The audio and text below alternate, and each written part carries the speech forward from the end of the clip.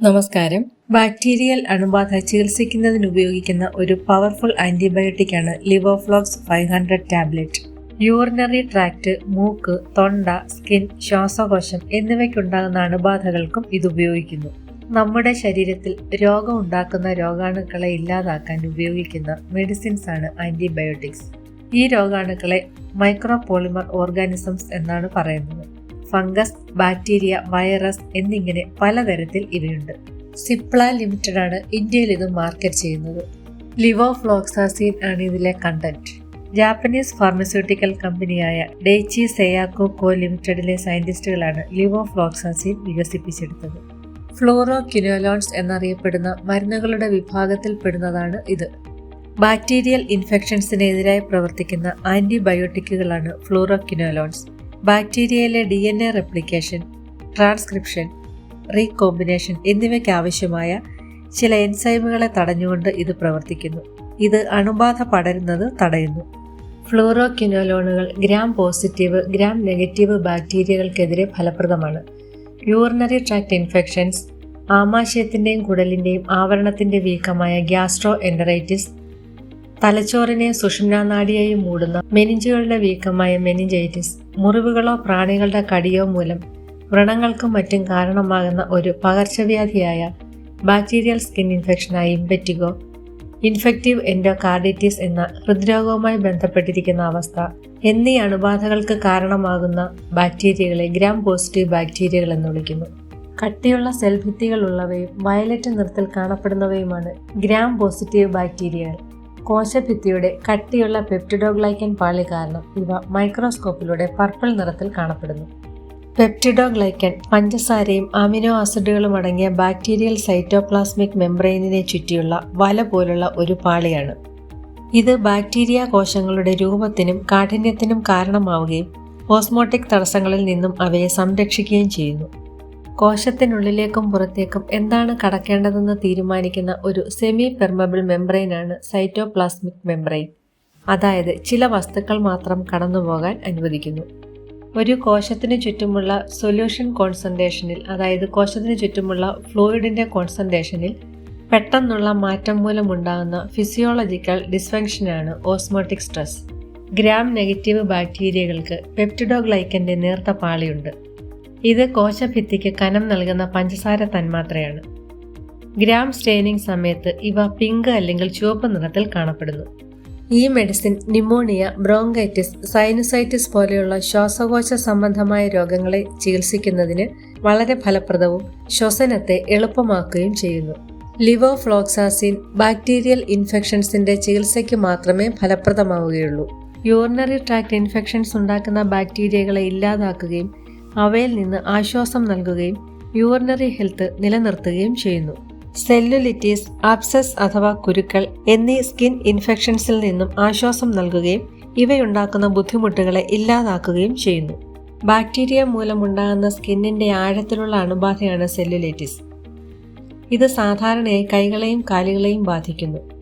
ഇത് കണ്ണുകൾ, വായ, ഏനസ് എന്നിവയ്ക്ക് ചുറ്റുമോ വയറ്റിലോ ഉണ്ടാകാം.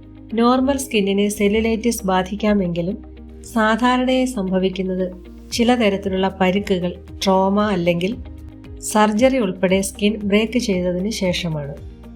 ആബ്സസ് അഥവാ കുരുക്കൾ മിക്കപ്പോഴും ബാക്ടീരിയൽ ഇൻഫെക്ഷൻസ് മൂലമാണ് ഉണ്ടാകുന്നത്.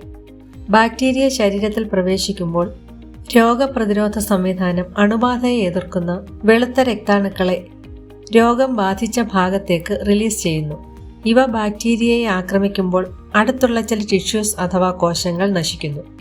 അവിടെ ഒരു ഹോൾ ഉണ്ടാവുകയും പസ് അഥവാ പഴുപ്പ് നിറഞ്ഞ കുരു ഉണ്ടാവുകയും ചെയ്യുന്നു. ബാക്ടീരിയ പ്രോസ്റ്റേറ്റൈറ്റിസ് മൂലമുണ്ടാകുന്ന വീക്കവും ഇൻഫെക്ഷനും കുറയ്ക്കുന്നു. ദഹനനാളത്തിനുണ്ടാകുന്ന ഇൻഫെക്ഷനായ ഇൻഫെക്ഷ്യസ് ഡയേറിയ, ട്രാവലേഴ്സ് ഡയേറിയ എന്ന യാത്ര ചെയ്യുമ്പോൾ ആമാശയത്തിനും കുടലിനും ഉണ്ടാകുന്ന അണുബാധ എന്നിവയെ ഫലപ്രദമായി ചികിത്സിക്കുകയും ഡൈജസ്റ്റീവ് ഹെൽത്ത് വീണ്ടെടുക്കാൻ സഹായിക്കുകയും ചെയ്യുന്നു. പോസ്റ്റ് എക്സ്പോഷർ പ്രോഫിലാക്സിസിൻ്റെയും, അതായത് അണുബാധയോ രോഗമോ പടരുന്നത് തടയുകയോ നിയന്ത്രിക്കുകയോ ചെയ്യുന്നതിൻ്റെയും ചികിത്സയുടെയും ഭാഗമായി ബാസിലസ് ആന്ത്രാക്സിസ് മൂലമുണ്ടാകുന്ന ആന്ത്രാക്സ് അണുബാധകളെ പ്രതിരോധിക്കുന്നതിൽ ലിവോഫ്ലോക്സാസിൻ ഒരു പ്രധാന പങ്ക് വഹിക്കുന്നു. അസ്ഥികൾക്കും സന്ധികൾക്കും ഉണ്ടാകുന്ന അണുബാധകൾ ചികിത്സിച്ച് റിക്കവറിയും ചലനശേഷിയും കിട്ടുന്നതിന് ഈ മെഡിസിൻ ഒരു ഓപ്ഷനായി പ്രവർത്തിക്കുന്നു. സെക്ഷലി ട്രാൻസ്മിറ്റഡ് ഇൻഫെക്ഷൻസ് ആയ ഗൊണോറിയ ഇല്ലാതാക്കാൻ ഇത് പ്രിസ്ക്രൈബ് ചെയ്യാറുണ്ട്.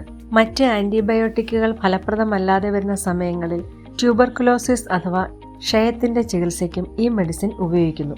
സർജറിക്ക് മുൻപും ശേഷവും ഉണ്ടാകുന്ന ഇൻഫെക്ഷൻ തടയുന്നതിനും ചികിത്സിക്കുന്നതിനോ ചില സമയം ഈ മെഡിസിൻ ഉപയോഗിക്കാറുണ്ട്. ഇതിന് നിരവധി ഗുണങ്ങളുണ്ടെങ്കിലും ചില പാർശ്വഫലങ്ങളും അനുഭവപ്പെടാറുണ്ട്. ചില ആളുകളിൽ ഡയറിയ, ഓക്കാനം, ഛർദി എന്നിവയും മറ്റു ചിലരിൽ കുറഞ്ഞതോ താൽക്കാലികമായിട്ടുള്ളതോ ആയ തലവേദനയും ഈ മെഡിസിൻ്റെ സൈഡ് എഫക്ട്സ് ആയി കാണപ്പെടാറുണ്ട്. അപൂർവമായി ഈ മെഡിസിൻ ഉറങ്ങുന്നതിനുള്ള ബുദ്ധിമുട്ടിനോ ഉറക്കമില്ലായ്മയ്ക്കോ കാരണമാകാറുണ്ട്. ഇത് ചിലരിൽ തലകറക്കത്തിനിടയാക്കുന്നതിനാൽ വാഹനം ഓടിക്കുന്നത് പോലെയുള്ള പ്രവൃത്തികൾ ഒഴിവാക്കേണ്ടതാണ്. ചിലരിൽ അലർജി റിയാക്ഷൻസ് ആയ റാഷസ്, സ്കിൻ ഇറിറ്റേഷൻ എന്നിവയും ഇതിൻ്റെ സൈഡ് എഫക്ട്സ് ആയി കാണപ്പെടാറുണ്ട്. അങ്ങനെയുണ്ടായാൽ ഡോക്ടറെ വിവരമറിയിക്കേണ്ടതാണ്. ഇത് സൂര്യപ്രകാശത്തോട് സെൻസിറ്റിവിറ്റി കൂട്ടാൻ ഇടയാക്കുന്നു. അതിനാൽ പകൽ സമയം വെയിലേൽക്കാതെ സ്കിൻ സംരക്ഷിക്കേണ്ടതാണ്. ഈ മെഡിസിൻ ഉപയോഗിക്കുന്ന സമയം ചിലർക്ക് സന്ധികൾക്കും മസിൽസിനും വേദന അനുഭവപ്പെടാറുണ്ട്. താൽക്കാലികമായുള്ള രുചിവ്യത്യാസത്തിനും ഇത് കാരണമാകുന്നു. ഇത്തരം ഫ്ലൂറോക്വിനോലോണിന്റെ ഉപയോഗം അപൂർവമായി ടെൻഡൺ റാപ്ചർ എന്ന അവസ്ഥയുണ്ടാക്കുന്നു. പേശികൾക്കും എല്ലുകൾക്കും ഇടയിൽ സ്ഥിതി ചെയ്യുന്ന ബലമുള്ളതും ഫ്ലെക്സിബിൾ ആയതുമായ ടിഷ്യൂവിൻ്റെ ബാൻഡ് പോലെയുള്ള ഭാഗമാണ് ടെൻഡോൺ.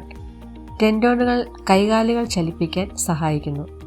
ഓടുകയോ ചാടുകയോ ചെയ്യുമ്പോൾ പരിക്ക് മൂലമുണ്ടാകുന്ന ഇമ്പാക്റ്റ് അബ്സോർബ് ചെയ്യാനും പേശികളുടെ പരിക്ക് തടയാനും ഇവ സഹായിക്കുന്നു. ഈ മെഡിസിൻ കഴിക്കുമ്പോൾ രോഗാവസ്ഥയ്ക്ക് ആശ്വാസം തോന്നിയാലും ഡോക്ടർ നിർദ്ദേശിക്കുന്നിടത്തോളം കാലം ഇത് കഴിക്കേണ്ടതാണ്. ഡോക്ടറുടെ ഉപദേശപ്രകാരം കൃത്യമായ അളവിലും സമയത്തും മെഡിസിൻ ഉപയോഗിക്കണം. ഇത് ഭക്ഷണത്തോടൊപ്പമോ അല്ലാതെയോ കഴിക്കാം. എപ്പോഴെങ്കിലും മരുന്ന് കഴിക്കാൻ മറന്നുപോയാൽ ഉടൻ തന്നെ കഴിക്കുക. എന്നാൽ അടുത്ത ഡോസിന് സമയമായാൽ ആ സമയത്തേക്കുള്ളത് മാത്രം കഴിച്ചാൽ മതിയാകും. അധിക ഡോസ് കഴിക്കരുത്. വൃക്കരോഗമുള്ളവരും കരൾ രോഗങ്ങളുള്ളവരും ഡോക്ടറുടെ നിർദ്ദേശപ്രകാരം വേണം മെഡിസിൻ കഴിക്കേണ്ടത്. പ്രഗ്നൻ്റ് ആയവരും ബ്രസ്റ്റ് ഫീഡ് ചെയ്യുന്നവരും മെഡിസിൻ കഴിക്കുന്നതിന് മുൻപ് മെഡിക്കൽ അഡ്വൈസ് തേടേണ്ടതാണ്. മഗ്നീഷ്യം, അലൂമിനിയം, ഇരുമ്പ്, സിങ്ക് എന്നിവയടങ്ങിയ ആന്റാസിഡുകളും സപ്ലിമെൻറ്റുകളും ലിവോഫ്ലോക്സാസിൻ്റെ ആഗിരണത്തെ കുറയ്ക്കുന്നു. കോർട്ടിക്കോസ്റ്റെറോയിഡുകൾ ടെൻഡോൺ പൊട്ടാനുള്ള സാധ്യതയും വർദ്ധിപ്പിക്കുന്നു. അതിനാൽ ഏതെങ്കിലും രോഗാവസ്ഥയുണ്ടെങ്കിലും മറ്റു മരുന്നുകൾ കഴിക്കുന്നുണ്ടെങ്കിലും ഡോക്ടറോട് വിവരം പറയേണ്ടതാണ്. ആവശ്യമില്ലാത്തപ്പോൾ ആൻറ്റിബയോട്ടിക്കുകൾ കഴിക്കുന്നത് പിന്നീട് ആൻറ്റിബയോട്ടിക് ചികിത്സയെ പ്രതിരോധിക്കുന്ന അണുബാധകൾ ഉണ്ടാകാനുള്ള സാധ്യത വർദ്ധിപ്പിക്കും. ഡോക്ടറുടെ നിർദ്ദേശപ്രകാരം മാത്രം മെഡിസിൻ കഴിക്കുക. ഇതുപോലെ ഇൻഫർമേറ്റീവായ വീഡിയോകൾക്കായി ഈ ചാനൽ സബ്സ്ക്രൈബ് ചെയ്യുക. മറ്റൊരു വീഡിയോയുമായി വീണ്ടും കാണാം.